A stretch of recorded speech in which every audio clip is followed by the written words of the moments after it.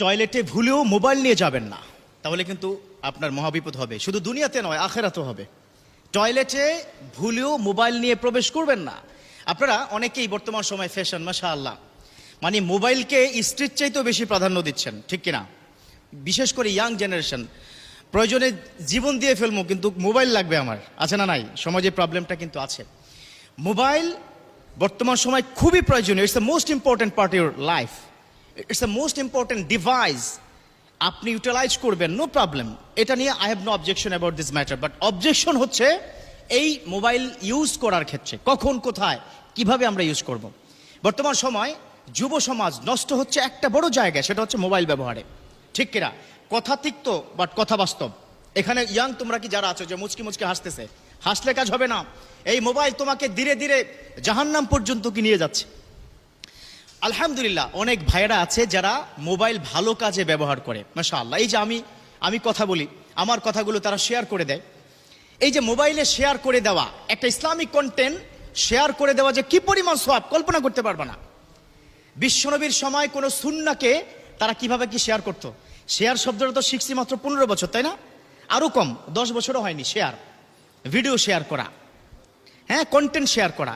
কিন্তু 1500 বছর পূর্বে বিশ্বনবীর সময় কিন্তু শেয়ার সিস্টেম ছিল। একজন সাহাবা যখনই শুনেছে বিশ্বনবী কোন একটা আমল দিয়েছে, সাথে সাথে অন্য সাহাবার কাছে শেয়ার করতেন, ঠিক কিনা? হাদিসে আছে না? আর এখন তোমরা, আমি যেটা অনুরোধ করব, মাঝে মধ্যে এই কথা কি বলে থাকি যে কোনো ভালো একটা ইসলামিক কথা তোমার যদি পছন্দ হয়, সাথে সাথে শেয়ার করবা। কি কারণে? একটা মৌলিক কারণ, তোমার একটা শেয়ারের কারণে যদি 500 লোক ওই আমলটা করে, সমপরিমাণ আমল তোমার আমল নামে আল্লাহ পাক দিয়ে দিবে, সুবহানাল্লাহ। অতএব শেয়ার করবা। তো মোবাইল ভালো কাজেও ব্যবহার করা যায়। অনেক বন্ধুরা আছে যারা মোবাইলে প্রত্যেকদিন সকালবেলা কোরআন তেলাওয়াত শুনে। অনেকে আমাকে ফোনে বলে, হুজুর যদি কোরআন তেলাওয়াত দেখে পড়ি কি মোবাইলে সওয়াব হবে কিনা? আমি বলি 100% সওয়াব হবে। মোবাইল দেখে যদি আপনি কোরআন তেলাওয়াত করেন 100% সওয়াব হবে।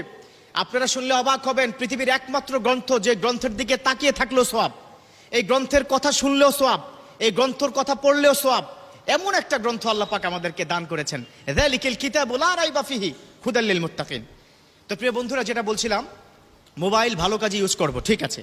অনেকে মোবাইলের স্ক্রিনে আল্লাহু মুহাম্মদ, মক্কা মদিনার ওয়ালপেপার কি দিয়ে থাকে।